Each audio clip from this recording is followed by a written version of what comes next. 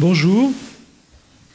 Alors, comme l'a dit Jean-Yves Le Gallou dans son introduction, l'année 2018 restera sans doute comme l'année de toutes les censures, peut-être aussi l'année de toutes les révoltes, mais enfin, bon, en tout cas, de toutes les censures. Alors, en effet, on subissait déjà la censure d'État, qui est exercée en France par le CSA, et qui est mise en œuvre sur les chaînes publiques, qui, comme le déclarait l'ancienne ministre de la Culture, Madame Nyssen, ont pour mission de changer les mentalités, donc en clair, de faire de la propagande. Alors on subissait aussi le harcèlement de l'extrême gauche, qui est le service action de l'oligarchie, pour imposer des interdits professionnels à l'encontre des dissidents. Eh bien, il faut cette année y ajouter la censure numérique et mondiale exercée par les GAFA, comme on dit, c'est-à-dire ces géants américains de l'Internet, de l'informatique et du numérique, au prétexte de lutter cette année contre les fake news, les infox. Alors, arrêtons-nous un instant sur cette question des infox ou des fake news. D'où ça vient? D'où vient cet intérêt soudain marqué pour cette question, somme toute banale, parce que le fait qu'il y ait des rumeurs en démocratie n'a rien de nouveau. Alors d'où ça vient? Ça vient avant tout de deux événements, le Brexit et l'élection de Donald Trump. C'est-à-dire, en clair, le double échec électoral subi par l'oligarchie mondialiste en 2016 dans ces deux pays. Alors, regardons un peu la généalogie de ce débat sur les fake news. Le forum de Davos de janvier 2007 va se saisir de cette question et va en tirer des conclusions dans un rapport qui s'appelle Global Risk. Tous les ans, il fait un rapport Global Risk. Et le forum de Davos dit si les électeurs ont mal voté en Grande-Bretagne ou aux États-Unis, c'est la faute précisément à ces fausses nouvelles, à ces fake news qui ont été diffusées sur Internet et les réseaux sociaux. Et la conclusion qu'en tire Davos, c'est que pour éviter que ça recommence, il faut assurer un meilleur contrôle qualité de l'information. Suivez mon regard. La réunion des Bilderberg de juin va évoquer la même question, la même problématique réductrice. Alors, deuxième étape, c'est en avril 2017, lors du Festival international du journalisme de Pérouse, en Italie, où Google annonce, dans l'euphorie des participants, la mise en place d'une procédure dite de fast-check, excusez mon accent, de contrôle rapide, destinée à aider les journalistes à détecter les fausses nouvelles. Car comme le dit Google, le représentant de Google à l'époque, les nouvelles sont nécessaires aux citoyens pour être de bons citoyens. Comprenez évidemment des citoyens qui votent comme le souhaite l'oligarchie. Et puis enfin, bien sûr, en janvier 2018, Emmanuel Macron fait part, lors de ses vœux à la presse, de son intention de faire voter une loi sur les fake news pour, dit-il, protéger la démocratie libérale, je reviendrai sur cette expression, en période électorale. En fait, M. Macron non seulement applique ce qui a été conclu à Davos, mais en même suit Mme Merkel, puisque l'Allemagne s'est déjà dotée d'une loi, dure d'ailleurs, qui s'appelle la loi NetzDG, en allemand c'est encore plus compliqué, qui a été votée en juin et qui s'applique depuis le début de l'année. Alors, à quoi sert tout ce débat sur les fake news? Il sert d'abord à renforcer la censure parce qu'il met un terme à un principe fondateur du net qui était la neutralité du net. Le net était conçu comme un gigantesque tuyau qui permettait de faire diffuser ce qu'on voulait. Eh bien, la logique des fake news consiste à dire c'est fini, on arrête ça, donc fini tous les beaux discours sur la société de l'information, sur la démocratie 2.0, etc. Maintenant, il faut finalement censurer les fausses nouvelles, et puis on passe assez vite des fausses nouvelles à ce qui dérange, et en particulier ce qui dérange l'idéologie dominante. Alors, dans une vidéo qui a été diffusée par le Daily Mail en septembre dernier, on voit d'ailleurs les dirigeants de Google qui ont été filmés au soir de l'élection de Donald Trump et qui disent « Oh là là, c'est une catastrophe, il faut vraiment maintenant qu'on lutte contre le populisme ». Donc on voit bien leur orientation. Et c'est aussi à l'époque où Facebook, qui commence à être attaqué, je vais revenir, sur la censure qu'il pratique, déclare nous n'autorisons pas les critiques à l'égard des politiques d'immigration et les arguments qui consistent à restreindre ces politiques. Alors, on voit bien, il s'agit de prises de position politiques très claires. Tous ces gens vont très au-delà de la lutte contre les prétendues fausses nouvelles. Ils affirment déjà leur volonté d'utiliser ces canaux de diffusion comme moyen de censure à l'encontre des idées qu'ils jugent incorrectes. Alors, l'autre point intéressant, c'est que le matraquage autour de la logique des fake news sert à stigmatiser la source de l'information beaucoup plus que d'essayer de la réfuter, ce qui est évidemment assez commode quand les faits commencent à déranger. Donc en fait, on exclut l'autre parce qu'on l'accuse d'être victime d'une illusion, d'une manipulation de la Russie ou d'un délire complotiste. Donc c'est une problématique qui instaure une nouvelle logique de dénonciation, d'où par exemple dans les médias l'instauration partout de ce qu'on appelle les décodeurs qui sont une nouvelle couche de chiens de garde du politiquement correct dans les médias. Et puis enfin, la lutte des fake news sert à renforcer le gouvernement des juges. Dans notre pays, les juges sont déjà en charge du contrôle de la vérité historique, ils sont déjà en charge de la conformité des lois avec l'idéologie, ils sont en charge de ce qu'on a le droit de rire ou de ne pas rire. Et bien maintenant, ils vont devenir, quand la loi sera votée, en charge de la véracité de l'information.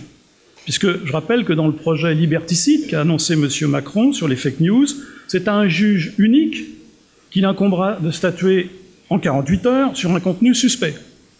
Alors qu'est-ce que c'est qu'un contenu suspect? Quand on regarde ce qui est prévu dans la loi, on ne peut que s'inquiéter, je cite, « toute allégation ou imputation d'un fait dépourvu d'éléments vérifiables, de nature à la rendre vraisemblable, constitue une fausse information ». Si je fais une interrogation écrite, je pense que vous ne serez pas capable de répéter cette phrase. Donc, bon, on voit bien, ça ouvre la voie à beaucoup de choses. Alors, donc, la censure numérique annoncée par tous ces gens, et notamment donc, lors du forum de Pérouse, c'est littéralement déchaîné des deux côtés de l'Atlantique. Je rappelle ce qu'a déclaré le président Trump en mettant en cause ce qu'on appelle le shadow ban qui a été fait par Google, Facebook et Twitter, consistant à masquer systématiquement vers la fin dans les sources, de masquer systématiquement les références conservatrices et au contraire de faire monter systématiquement les références favorables aux démocrates aux États-Unis. Qu'est-ce que déclarait en août dernier le président Trump? Je cite, « Google et Facebook et Twitter traitent les conservateurs et les républicains de manière très injuste. C'est un problème très sérieux parce qu'ils essaient vraiment de réduire au silence une très grande partie de ce pays et ces gens ne veulent pas être réduits au silence. Ce n'est pas juste, ce pourrait ne pas être légal. Nous allons voir, nous voulons de l'équité. » Alors donc ça, c'est vraiment ce qui s'est passé partout, c'est-à-dire l'utilisation des filtres des moteurs de recherche comme un moyen de censure détourné et même de plus en plus visible. Également, cet été, rappelons-nous, un développement des fermetures de comptes qui s'est généralisé pour des motifs les plus divers, officiellement pour lutter contre le complotisme, pour lutter contre la haine, vous voyez, des concepts extrêmement précis et clairs, et juridiquement. Je rappelle que Twitter a annoncé avoir fermé 70 millions de comptes suspects en juillet 2018. WordPress.com, qui est la principale plateforme d'hébergement des sites web, de son côté a annoncé la suppression systématique des sites dits conspirationnistes. Facebook a fermé, par exemple, les comptes des militants brésiliens Free Brazil. Juste avant le deuxième tour des élections présidentielles, ils ont systématiquement éliminé des pages en faveur de Jair Bolsonaro. Facebook et Google et YouTube se sont attaqués aussi, par exemple, lors du référendum en Irlande, aux publicités pro-vie. Ils ont même fermé la page des principaux chefs de l'armée birmane en soutien avec les musulmans rohingyas. Donc on ne s'arrête pas. Bon. Et Martial Bild est là. Je rappelle aussi que YouTube a fermé cet été la chaîne, le portail de la chaîne TV Liberté. N'oublions pas aussi un autre volet dont on parle moins, mais qui est aussi le blocage des moyens de paiement en ligne, qui est un bon moyen d'attaquer les dissidents. Ça a été le cas aux États-Unis, par exemple, contre Robert Spencer, qui est un des spécialistes américains de l'islamisme, ou par exemple le compte PayPal de Génération Identitaire, qui a été fermé après d'autres fermetures de ces différentes pages. Bref, donc arrêtons là cette énumération. Je dirais que cette censure numérique, qui est la grande nouveauté de la période actuelle, illustre bien, je dirais, comment fonctionne la superclasse mondiale. Parce que l'oligarchie, en fait, s'appuie sur des grandes firmes mondiales, des grandes institutions financières, et là, en l'occurrence, c'est des grandes firmes, qui non seulement contournent la souveraineté des États, parce qu'elles sont extrêmement puissantes, mais en plus, elles veulent imposer des normes politiques, sociales, idéologiques, en dehors de toute régulation et toute légitimité démocratique. D'ailleurs, les GAFA se sont mises au service de cette oligarchie parce qu'en fait, elles partagent la même idéologie, hein, imposer leur gouvernance, comme on dit, au gouvernement. Alors, Eric Schmidt, qui est un des anciens dirigeants de Google, a publié un livre en 2013 dont le titre est extrêmement révélateur. Le titre, c'est « Le nouvel âge digital, façonner le futur des peuples, des nations et des entreprises ». Donc, en clair, nous, les géants de l'Internet et de l'informatique, on va façonner votre destin, on va façonner notre destin, hein. On va vous façonner à notre idée. Alors, les GAFA, c'est vraiment un sujet en soi très, très important, je n'ai pas le temps de le développer, mais je rappelle quand même, les lanceurs d'alerte, là, dont on a vu tout à l'heure une photo, entre autres, ont déjà souligné les relations plus que troubles entre les GAFA et l'État profond américain pour l'espionnage mondial des communications. Les mêmes GAFA qui, d'ailleurs, chaque jour, toutes les connexions, engrangent un nombre considérable d'informations sur tous les utilisateurs. Donc on ne sait pas ce qu'ils en font. Hein. D'autre part, ce sont des puissances financières colossales, hein, 3500 milliards de capitalisation boursière, hein, uniquement pour les GAFA. Ils ont donc un pouvoir extraordinaire, ils sont plus riches que bien des États, et ils ont, grâce à ces ressources, qui ne cessent de se développer, puisque l'utilisation de Google augmente, bien, ils peuvent développer à chaque fois de nouveaux produits, de nouveaux services, qui permettent de développer leur emprise. Hein. Donc quand on nous parle d'un monde connecté, il ne faut pas oublier que derrière le discours bisounours, il y a derrière des pouvoirs très forts, le pouvoir des GAFA. Alors, d'autre part, qu'est-ce qu'il faut Il faut relever que dans cette censure, à l'exception de Donald Trump, les gouvernements occidentaux ne déplorent nullement cette censure. Hein. Ils ne déplorent nullement l'ingérence manifeste des GAFA dans les élections. Eux qui sont si prompts à nous expliquer qu'il y a de l'ingérence chinoise, russe, nord-coréenne ou je ne sais quoi. Là, c'est pas un problème. Hein. Les GAFA interviennent dans des élections au Brésil, c'est pas un problème. Ils interviennent aux États-Unis, ce n'est pas un problème. Ils s'en félicitent tous. Alors, mais ils font plus que s'en féliciter. Hein. Je pourrais citer le responsable de la DILCRA qui, lorsque Facebook et YouTube ont fermé les comptes d'Alain Soral, s'est félicité, je cite, de la fin de l'impunité et de la complaisance avec les messages de haine sur Internet. Bon, donc ces gens s'en félicitent. Mais non seulement ils s'en félicitent, mais en plus ils y collaborent. C'est l'autre élément dont il faut bien avoir en tête. Ils y collaborent d'abord parce qu'ils ne protègent pas du tout leurs ressortissants de la censure des GAFA. Ils y collaborent parce que tous ces gouvernements et notamment le gouvernement français, se sont lancés tête baissée dans le tout numérique, hein, pour faire des économies à court terme. Malheureusement, le tout numérique renforce en fait l'emprise des GAFA sur les sociétés. Et puis enfin, d'autre part, les États collaborent puisqu'ils se montrent curieusement peu pugnaces pour faire payer des impôts aux GAFA. Hein. L'Union européenne travaille actuellement vaguement sur la question de la localisation de l'imposition des sociétés mondiales. C'est très sympathique, mais ça n'avance pas du tout. Donc c'est curieux, c'est curieux. Et puis enfin, ils peuvent encore aller plus loin dans la collaboration. Je rappelle que le président Emmanuel Macron vient, lors du forum sur la gouvernance de l'Internet, le 12 novembre dernier, annoncer la mise en place de régulateurs français, régulateurs entre guillemets, il faut traduire, censeurs, à mon avis, de censeurs français auprès de Facebook. Hein.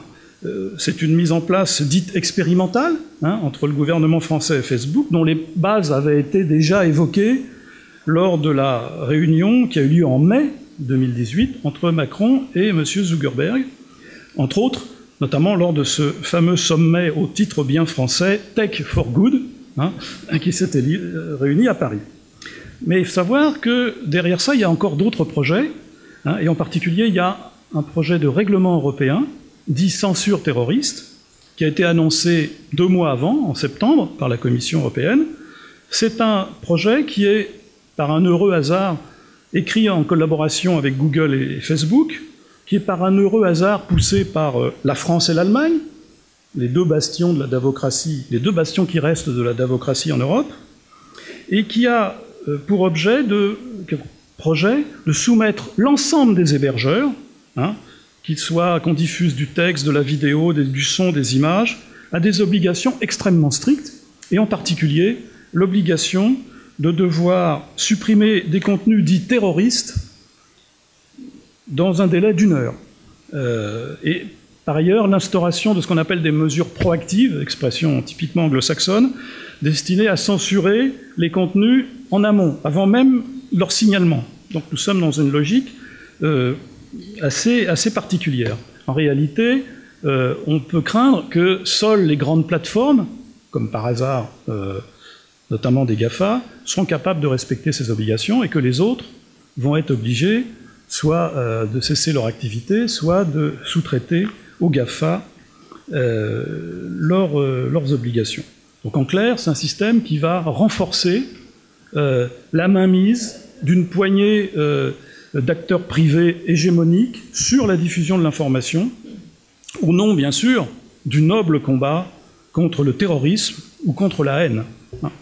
Bon, donc c'est en fait un système qui ressemble beaucoup à une délégation de service public donnée à ces entités privées.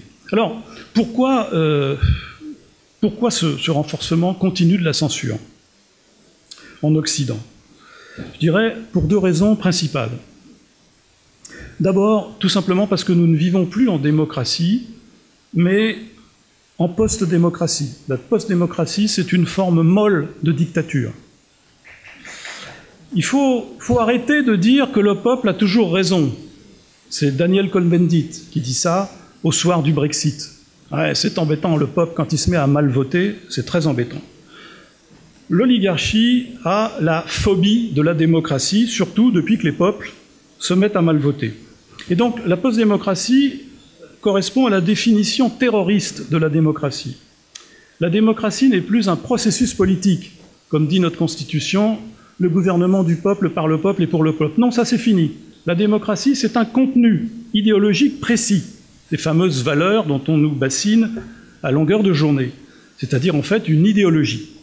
Et ça veut dire que désormais, seuls sont réputés démocratiques les opinions qui vont dans le sens de l'idéologie. C'est d'ailleurs d'où le sens de l'expression il faut une loi pour les fake news pour défendre la démocratie libérale en période électorale. La démocratie libérale, c'est la démocratie qui adhère à ces valeurs. L'autre, elle n'a pas besoin d'être protégée, non seulement elle n'a pas besoin d'être protégée, mais on doit même la censurer.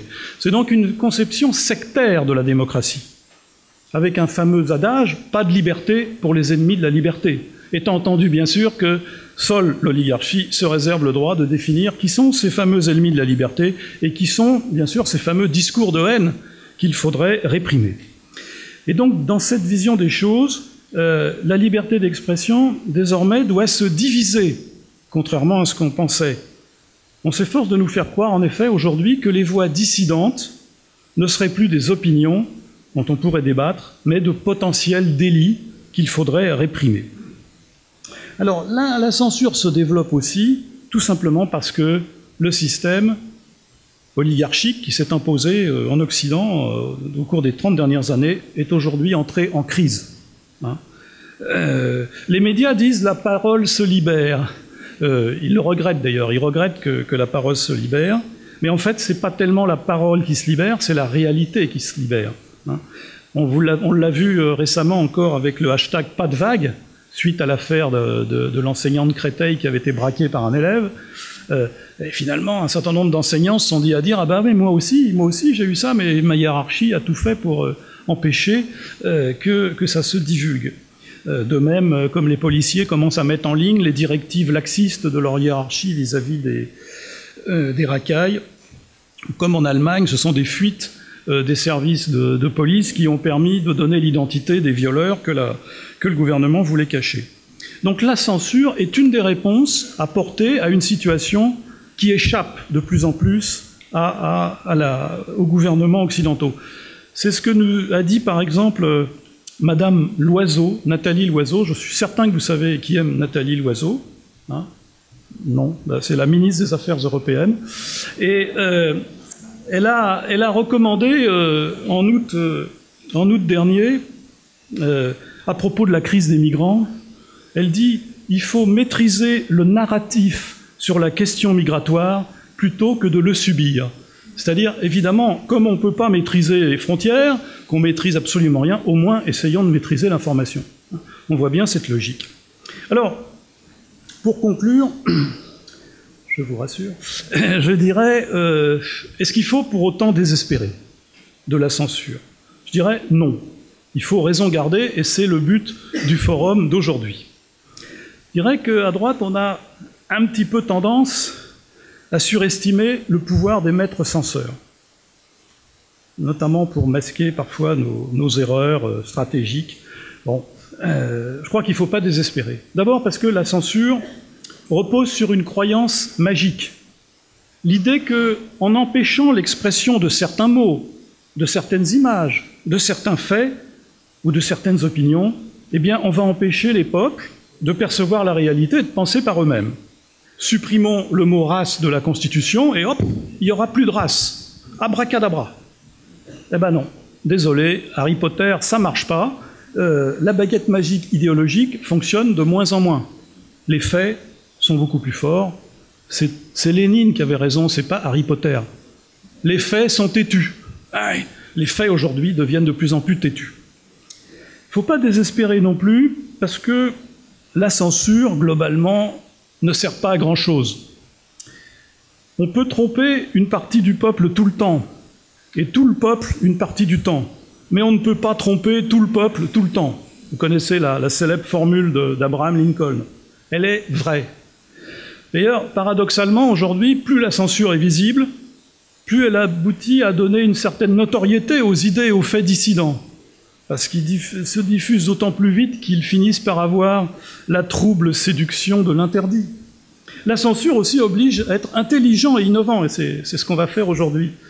Elle stimule souvent plus celui qui est victime que celui qui la met en œuvre. Parce que la censure fait comme la répression, œuvre de sélection. Elle élimine les timorés et puis elle renforce les convictions. Et puis d'ailleurs, aujourd'hui, qui est-ce qui est le plus prisonnier du politiquement correct aujourd'hui? Est-ce que ce sont les peuples ou les oligarchies? En réalité, nos concitoyens ne se laissent plus prendre aux manipulations des médias, et c'est bien pourquoi tous les sondages montrent que la parole officielle perd chaque jour en crédibilité. Et toutes les censures n'ont pas pu empêcher les électeurs britanniques de voter pour le Brexit, les électeurs américains de voter pour Donald Trump, les Brésiliens d'élire Jair Bolsonaro, et puis les Européens de voter de plus en plus régulièrement au profit des partis identitaires. La censure, on a vu une photo d'Éric Zemmour, oui, on peut censurer Laurent Oberton, Éric Zemmour en France, on peut censurer Thilo Sarrazin en Allemagne, mais ça ne les empêche pas de faire d'énormes succès de librairie, et donc de diffuser leurs idées. Donc, je dirais, qui est-ce qui est le plus victime aujourd'hui? C'est l'oligarchie elle-même. Elle est prisonnière de son idéologie, de son logiciel obsolète, qui lui permet pas de comprendre le monde qui vient. Alors, n'ayons pas peur, hein. Le système est entré dans une phase de déclin, parce qu'après 30 ans de révolte des élites, pour reprendre l'expression de Christopher Lasch, nous sommes rentrés maintenant dans un processus inverse, la révolte des peuples contre les oligarchies corrompues. Parce que, j'ai dit tout à l'heure, c'est une dictature molle. Eh oui, c'est une dictature de l'impuissance. C'est le moulag. Hein. Les gouvernements occidentaux ont perdu les moyens de gouverner, pour des tas de raisons. Ils ont encore assez de pouvoir pour enquiquiner les Français, comme disait le président Pompidou, et encore, il n'utilisait pas le terme enquiquiner. Par exemple, pour imposer une écologie punitive, oui, ça, ils savent faire, mais ils maîtrisent ni l'économie, ni la finance, ni la sécurité, ni les frontières, ni l'immigration, ni le territoire, qui est de plus en plus rongé par le communautarisme et l'islamisme. Et donc c'est bien pour ça aussi qu'il y a un rejet de ces oligarchies, de gouvernements qui sont bavards, mais qui sont impuissants à garantir le bien commun, et qui nous parlent de gouvernance pour cacher le fait qu'ils ne savent pas gouverner. Donc le système est en train d'imploser, parce que la davocratie n'est que le trotskisme plus Google, comme le communisme se voulait le socialisme plus l'électricité. Ça ne marchera pas, parce qu'il échoue et il bute sur l'aspiration de tous les peuples à défendre leur identité, à préserver leur culture, leur identité de civilisation, leur religion et leur humanité. Donc la censure n'empêchera pas la révolte des peuples contre les oligarchies corrompues. Le mur de l'Ouest finira par tomber un jour. Merci.